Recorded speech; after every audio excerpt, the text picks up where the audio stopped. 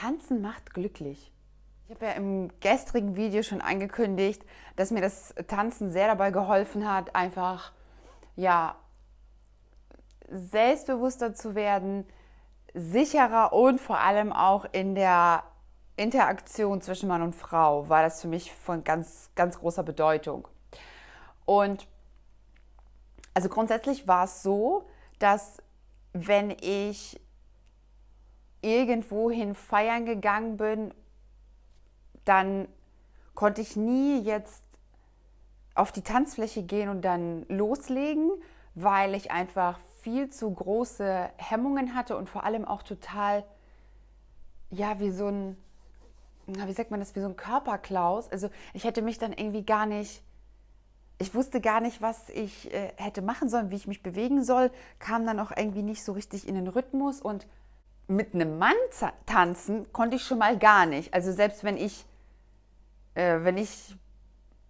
selbst wenn ich betrunken war, ging das nicht. Also vor allem, keine Ahnung, wenn das jetzt irgendwo im Club, im Dunkeln, man sieht eh nichts, dann dreht man sich so ein bisschen hin und her und dann ist auch egal. Aber ich meine viel mehr, dass wenn zum Beispiel es irgendwie ein Geburtstag oder Hochzeit oder so und dich dann jemand auffordert zu einem Paartanz, wo man sich so quasi gegenüber... Nee, das konnte ich nicht. Um Gottes Willen, dann hatte ich nämlich genau das gleiche Problem wie bei den Dates. Natürlich wollte ich das auch immer, also bestimmt schon vor 20 Jahren. Aber ich habe mich halt nie getraut. Und grundsätzlich die Message, wenn man irgendwann mal irgendwas machen wollte oder schon immer mal davon geträumt hat, das und das zu machen oder das und das umzusetzen, dann sollte man das auf jeden Fall machen in seinem Leben und am besten so früh wie möglich. Also es ist doch dann so bitter, wie soll ich sagen, die guten Jahre verpasst zu haben. Also ich meine, ich habe das Tanzen ja auch relativ spät dann angefangen und ich werde jetzt sicherlich nicht mehr die weltbeste Tänzerin, aber darum geht es ja gar nicht, sondern ich habe dann einfach ein Hobby gefunden, was dazu beiträgt, dass ich meine Lebenszeit mit, wie soll ich sagen, mit einer qualitativ hochwertigen Beschäftigung fülle. Und es wäre doch, also wenn ich mir jetzt vorstelle, ich hätte das jetzt erst in 30 Jahren oder so gemacht, es wären doch so viele verlorene Jahre, so viele Momente, in denen ich das, was ich jetzt lebe, verpasst hätte, weil das ist, was mir auch noch einfällt, das ist ja auch etwas, was ist, also qualitativ hochwertige Zeit, die man dann ja hat, du füllst ja dann dein Leben damit, du hast ein erfülltes Leben. Es war jetzt nicht so, dass ich dachte, ja gut, dann gehe ich mal zum Tanzen, sondern es war für mich eine Riesenüberwindung, also ich hatte solche Angst davor und deswegen habe ich es ja auch so lange vor mich hingeschoben. Aber es kam dann halt der Moment in meinem Leben, wo ich, wie soll ich sagen, wo ich wusste, ich muss jetzt irgendetwas radikal verändern. Und das war es ja für mich. Ich habe mich dann beim Tanzkurs angemeldet. Ich weiß nicht, ich war so unglaublich aufgeregt. Weil... Also du kennst ja natürlich auch die ganzen Leute nicht. Ach übrigens, das kommt ja auch noch dahin zu. Das sind auch so Sachen, die sind mir mittlerweile, die habe ich damit so gut aufgelöst bekommen. Wenn es zum Beispiel irgendwie irgendwo eine Veranstaltung gab, Geburtstag, irgendeine Firmenfeier, egal was, war das für mich immer ganz schlimm. Es ist eigentlich auch so wie ins Fitnessstudio oder so. Dann war es immer für mich ganz schlimm, dort alleine hinzugehen. Dir steht eine Ungewissheit bevor, du weißt nicht, was auf dich zukommt. Und naja, dann möchtest du halt lieber, dass jemand da ist, der dir vertraut ist. Also ich wäre nie, also was heißt ich wäre nie? Ich bin nie irgendwo dann alleine hingegangen, weil ich einfach da viel zu große Angst hatte. Also Angst, als ob man jetzt einer Gefahr ausgesetzt ist, ist man nicht. Aber ja, einfach, dass diese Unsicherheit so groß war. Und dann kam der erste Tanz und das war eigentlich nur, ich glaube, ich wusste nicht mal, dass das einen Tanznamen hat. Also der Blues, das bedeutet, man tanzt einfach nur dip, dip, dip, dip, dip. Also einfach nur Von links nach rechts ist es eigentlich nur so ein Wippen, aber es heißt Blues, glaube ich. So, dann, das war ein ganz aufregender Moment, weil, also was, dieses Hin und Her ist ja egal, aber dass man dann einer fremden Person gegenüber so nahe steht und es gibt ja diesen Abstand da, diesen Komfortzonenabstand, ich glaube, weiß nicht, 50 Zentimeter, 30 und so weiter und man ist sich ja super nah dann und dann steht man da und tanzt miteinander und das ist so, so, ja, beide wissen nicht so recht, was sie machen sollen und hier und da und vor allem, du musst dann halt, es führt auch, also vor allem hat es auch am Anfang sehr dazu geführt, dass man so ein bisschen unbeholfen ist, ne? Weil man kennt sich überhaupt nicht, hast auch gar keine Ahnung vom Tanzen, der Mann weiß auch nicht, was er macht, du weißt auch nicht, was du machst, es ist so ein bisschen süß eigentlich. Meine Intention, dort zu tanzen, war, etwas über mich selbst zu lernen und also für mich selbst etwas über ja, seinen Körper neu kennenzulernen. Das ist ja eine ganz andere Bewegung, die man da hat. Die Interaktion zwischen Mann und Frau, vor allem auch auf energetischer oder auf nonverbaler Ebene und auch die Rolle von Mann und Frau. Und vor allem, du merkst dann ja auch mit der Zeit, wenn du dementsprechend dran bleibst, Erfolgserlebnisse. Ne? Also das bedeutet, dass du dann, keine Ahnung was, nach einem halben Jahr, wenn du dann zurückblickst, weißt du, oh Gott, von einem halben Jahr konnte ich irgendwie gar nichts. Also ich muss auch wirklich sagen, ich konnte überhaupt keinen einzigen Schritt. Ich konnte nichts tanzen, gar nichts. Aber dann denkst du, oh wow, und auch dieses, dass man dadurch sieht, dass man in der Lage ist, sich Fähigkeiten anzueignen, motiviert einen total irgendwie noch mal was Neues im Leben zu probieren. Man hat so eine Ausschüttung an Glückshormonen. Wow, also ich kam da immer raus, da war ich richtig high. Also richtig high, weil mir das so gut getan hat. Also ich weiß noch, manchmal, es kommt dann immer darauf an, mit wem. Also manche Tänzer sind auch so, man sich den besten Tanzpartner hat und dann, ja, ist man froh, wenn das Lied vorbei ist. Aber wenn man halt mit jemandem tanzt, mit dem das wirklich passt und harmoniert, oh Gott. Ich weiß noch einmal, dann habe ich mich, ich war so glücklich nach diesem Tanz. Ich habe mich dann richtig ihm in den Hals geschossen und habe gesagt, oh danke, es war so toll. Und also diese Hemmung, die ich hatte, quasi im nüchternen Zustand mich zu bewegen zu Musik und fein damit zu sein, dass wenn andere Leute mich dann irgendwie dabei angucken, das hat mir wirklich geholfen, dass ich mich immer verstecken wollte, dass ich am liebsten durchsichtig sein wollte, dass ich mich geschämt habe. Das hat mir wirklich geholfen, das aufzulösen. Ich muss aber sagen, es war am Anfang für mich trotzdem, also ich musste mich wirklich immer wieder aufs Neue überwinden. Ich habe auch richtig gemerkt, wie wenn wir jetzt angefangen haben zu tanzen, wie ich ganz unsicher war, wie mir richtig die Beine gezittert haben und die Arme und ich war richtig, war so ein bisschen unbeholfen dann auch immer.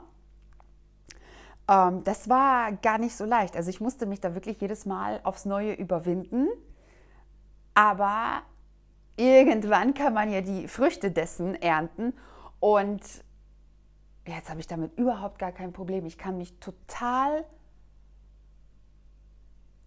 uneingeschränkt, also locker vor anderen bewegen. Ich habe da überhaupt gar kein Problem. Also das hat mir so geholfen, diese ganzen, ich nenne es mal Komplexe, mich von denen zu lösen tatsächlich und ja, dann einfach auch irgendwie meinen Körper anders kennenzulernen, den anders zu bewegen und den überhaupt auch wahrzunehmen. Ne? Also diese einzelnen Partien zu bewegen, also das ist ein ganz anderes Lebensgefühl. Und dann war ich ja quasi dem immer ausgeliefert, also das ist positiver, als das jetzt klingt, weil ich ja dann immer einem Mann gegenüberstand, ganz dicht, der mich dann irgendwie zum Tanzen aufgefordert hat. Und also quasi diese Situation, vor der ich so viele Jahre geflohen bin, wo ich wollte ja nicht angeguckt werden und ich wollte ja auch, also ja vor allem auch schon mal so nahe und dann ja, tanzt du mit dem und interagierst irgendwie und lässt dich von ihm führen. Und das ist so etwas, das konnte ich auch überhaupt gar nicht, weil ich ja auch immer sehr kontrollierend war und so weiter. Da musste ich mich richtig, wie soll ich sagen, mich überwinden, um das auch zuzulassen, um die Kontrolle abzugeben. Und das ist dann auch etwas, was ich dann mit der Zeit dort gelernt habe. Und zwar diese Energie zwischen Mann und Frau, diese Interaktion. Weil es ist beim Tanzen, also ich konnte daraus ganz viel auf mein Leben übertragen und verstehen, warum zum Beispiel bei mir auch viele Beziehungen nicht geklappt haben. Also das Tanzen ist das Tanzen und das Leben ist das Leben. Aber es gibt trotzdem da viele Gemeinsamkeiten oder viele Spiegelungen quasi, die man dann aufs Leben übertragen kann. Und dort ist ja die Rollenverteilung ist, dass der Mann ja die Führung übernimmt und die Frau die folgende ist. So, und da geht es ja schon mal darum, Vertrauen, wie soll ich sagen, Vertrauen schaffen, Sicherheit schaffen, das ist die Position des Mannes und sich hingeben und Vertrauen, das ist die Position der Frau. Dass in diesem Tanz zwischen Mann und Frau jeder für sich selbst steht. Also jeder steht unabhängig von dem anderen und lehnt sich nicht auf ihm ab oder legt sich nicht auf ihm ab. Und das ist ganz, ganz wichtig, eben auch das aufs Leben zu übertragen, weil es gibt ja auch dann vor allem Frauen, und das passiert auch tatsächlich beim Tanzen so, die dann sich auf die Schultern des Mannes legen in einer Form der Abhängigkeit und so weiter, so als ob sie nicht ohne ihn stehen könnten. Also es gibt es andersrum natürlich auch. Und es ist aber wichtig, dass man halt trotzdem für sich selbst separat stehen kann und das verändert alles. Und dann kommt es ja zu dieser Interaktion zwischen Mann und Frau, die ja natürlich nonverbal stattfindet. Das heißt, du sprichst absolut mit deinem Körper. Und der Mann muss dabei im Vorhinein schon, also er muss den Plan haben, er muss diese Sicherheit geben und wissen, wohin er die Frau führt, was er macht. Also so wie im Leben ja auch. Und die Frau hat dann die Aufgabe, oder was hat die Aufgabe, ist in der Rolle, sich hinzugeben, zu vertrauen und ihn zu spüren, ihn zu lesen, wohin er denn geht in diesem Tanz. Das klappt mal besser, mal schlechter, aber woran liegt denn das? Weil im Grunde ja die Schritte sind klar, lalala und so weiter. Woran liegt denn das? Und da geht es nämlich los. Es gibt Männer, mit denen ist es unmöglich, einen Tanz zu tanzen, weil sie nicht wissen, wohin sie sollen. Sie wissen nicht, was sie tun. Sie sind verloren in diesem Tanz. Und du weißt als Frau, also du machst dann irgendwas, tanzt irgendwo anders hin, man kollidiert quasi irgendwie miteinander, weil du spürst, dass er nicht weiß, was er tut. Und dann weißt du auch nicht, was du tust. Es funktioniert nicht. Dann gibt es natürlich welche, die kannst du wunderbar lesen. Du weißt genau, wohin, welche Figur getanzt wird. Es geht dir leicht von der Hand, es geht ihm leicht von der Hand, weil beide in einer Harmonie miteinander tanzen.